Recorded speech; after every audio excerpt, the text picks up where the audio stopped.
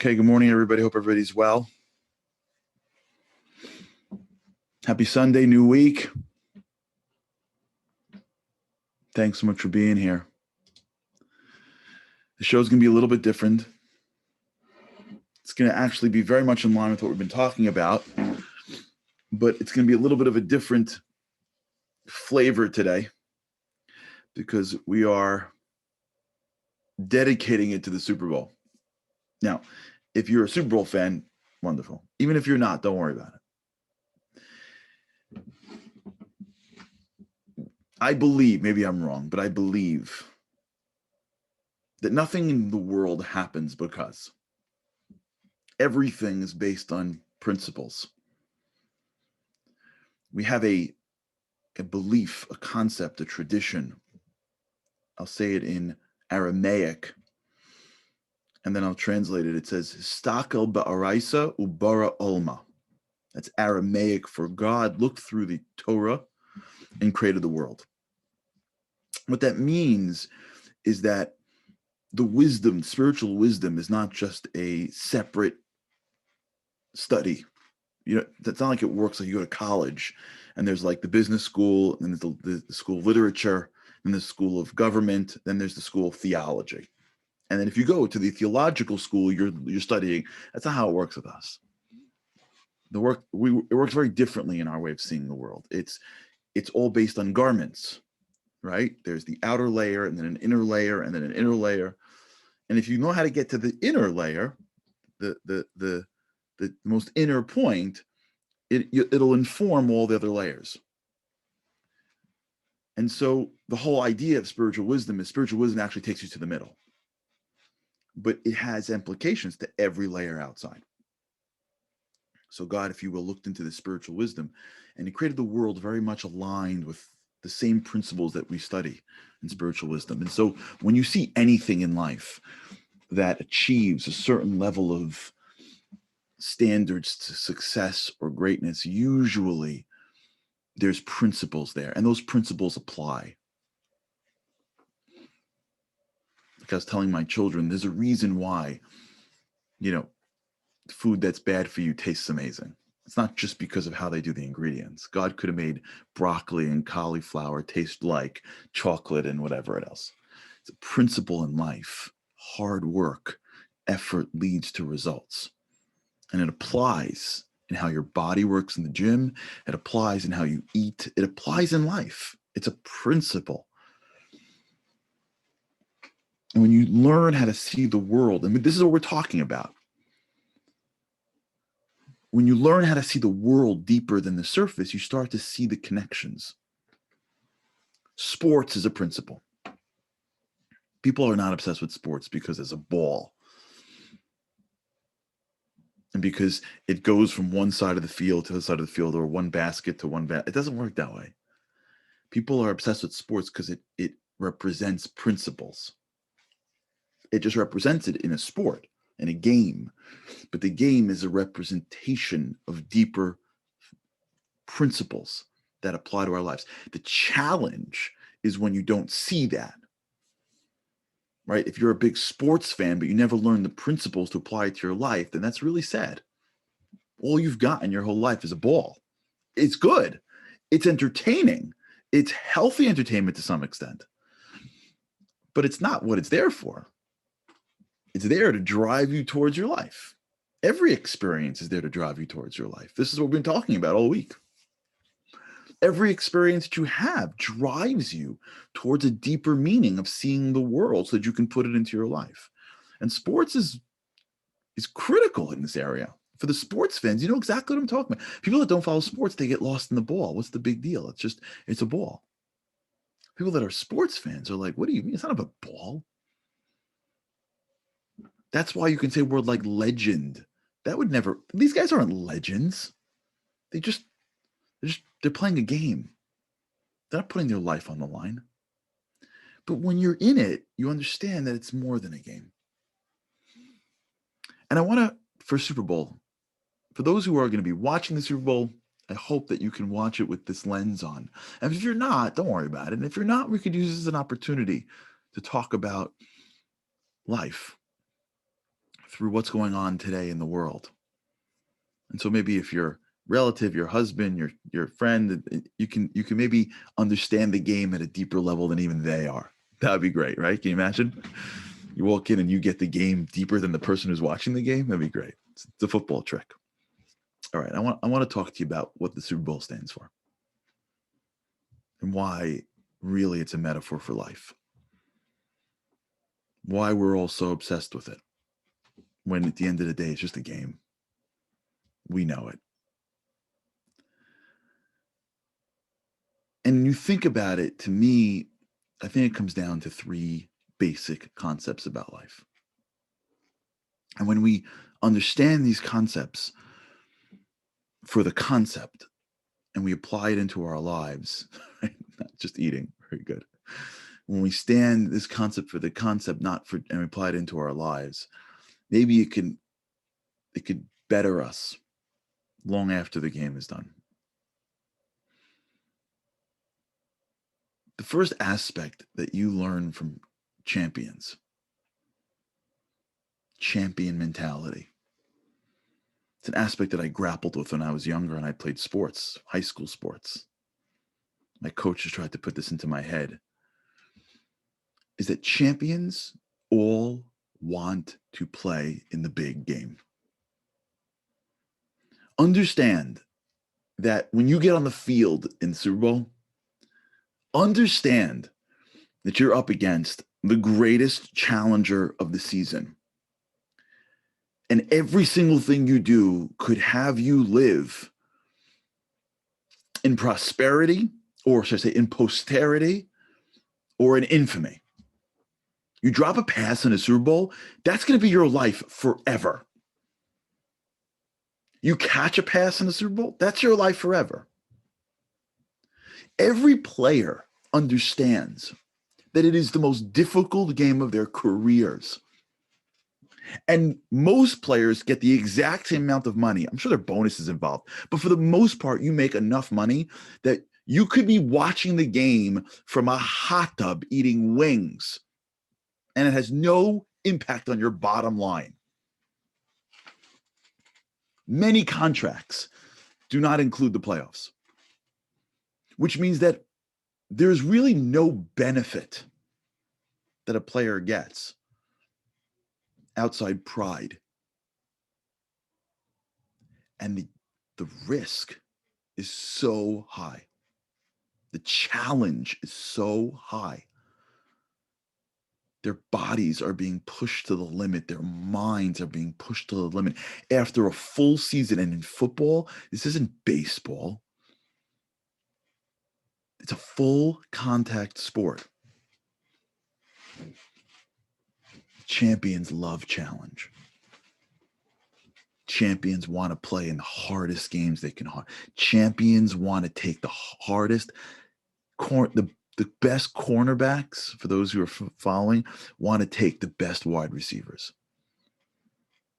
In fact, if you get to the game, and for those of you who saw the Shabbat Show Thursday night, if you haven't, go to the ShabbatShow.com and have a full interview with Jeff Schwartz, who was a former player.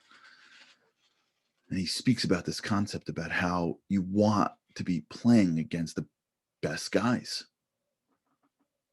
The best athletes want to be in the game. And if your team wins and you get a trophy and you get to go to the game and you get a ring and you didn't play, it doesn't feel the same. Champions want the challenge.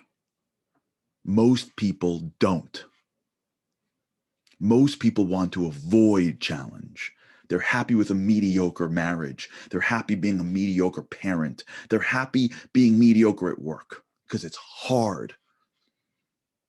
It's hard to go to the challenge and stand in front of people and present your ideas. It's hard to push yourself to the person that you live with. It's hard to be challenged. But champions, they kill themselves to be challenged.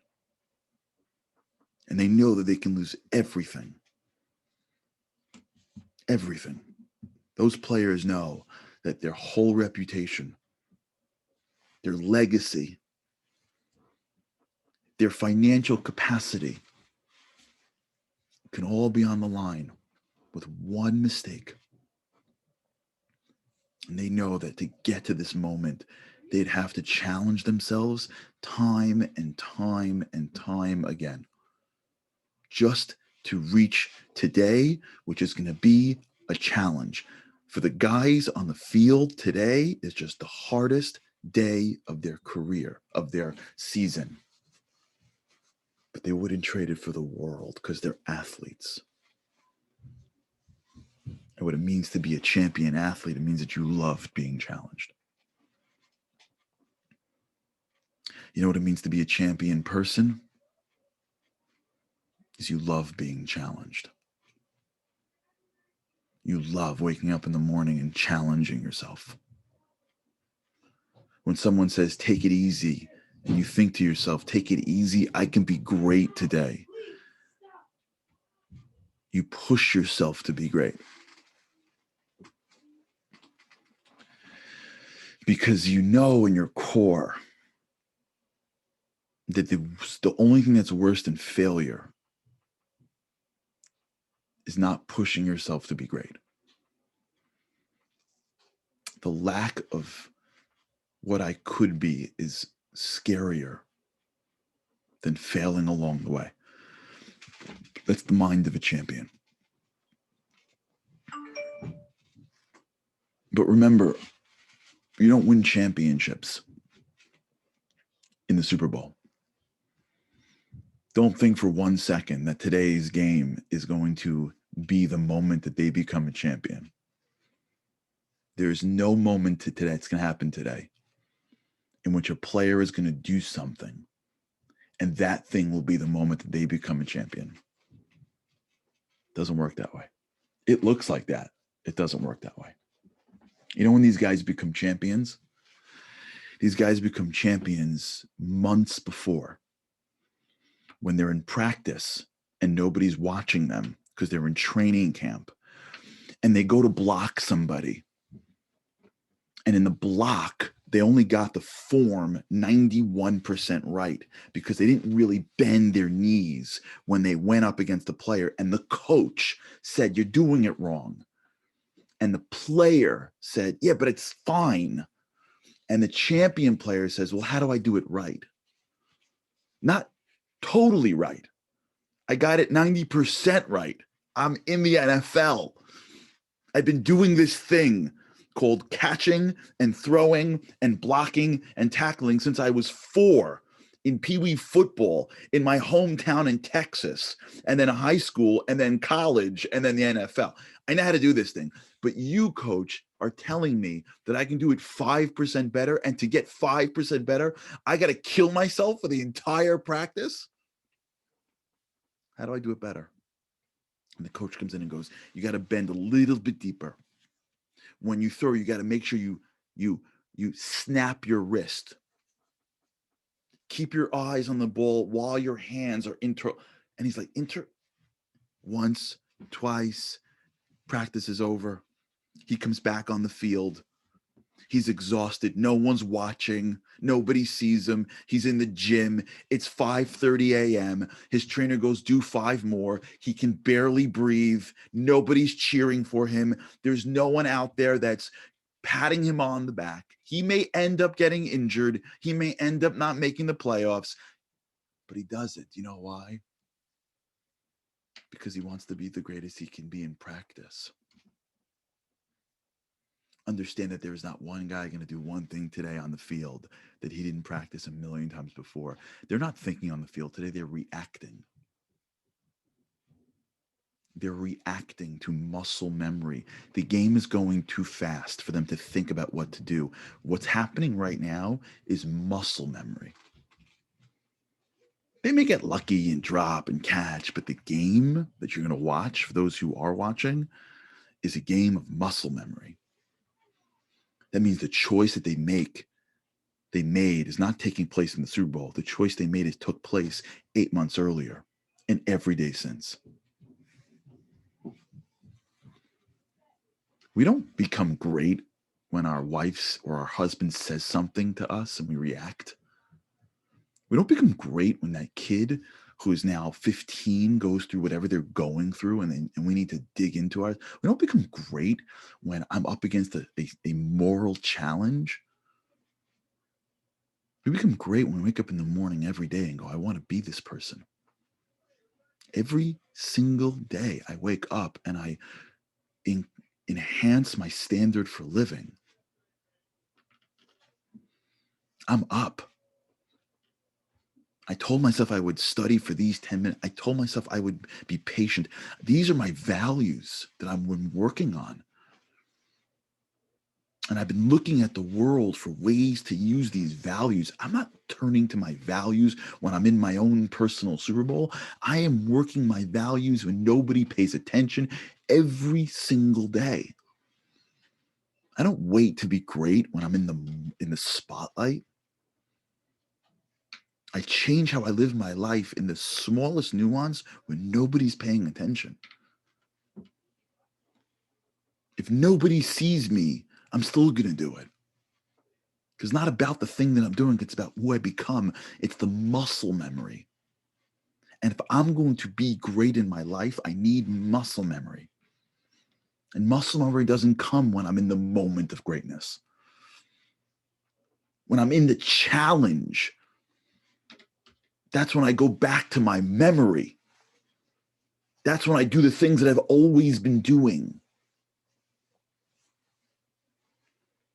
It makes champions great is that by the time they get to the Super Bowl, they don't think anymore.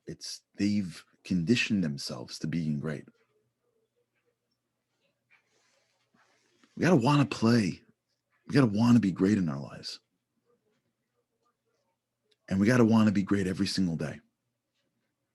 Because when the days that come that people will remember us, the eulogy moments that we've been talking about, those don't just come when you step up. Those days are just manifestations of lots of small little things that we do right every day. The journaling and the thinking and the structuring of my day and the elevation of my standard and redoing the stuff that I am, and so that it's right and that it's good and that we really work. Talking to my kid and building him up and talking to my friends and being there for people every single day. And this is just 3 things that I want you to think about. The desire to be challenged. The desire to increase our standard of excellence so it becomes habitual.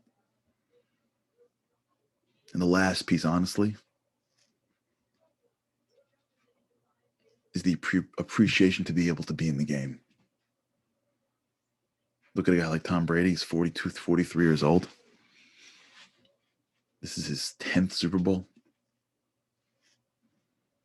He just wants to play. Go to any guy and say, I'll make you a deal. We'll forfeit the game and you win. Go ask every guy, we'll just forfeit the game. We'll find out that the other team has COVID, right? I have the germ called COVID. I'll put it into their hotel room. The team will get it. They will come and you guys win. What do you think? Not one guy will say yes. Do you know why? Because you know what they love more than winning? They love playing. They're students of the game. They just love being in it. Every morning we wake up in the morning and we're supposed to say a line. We thank God. God, thank you. You know how I'm thanking you? Because you gave me back my soul. You gave me another day in the game. I'm just happy I get to play today.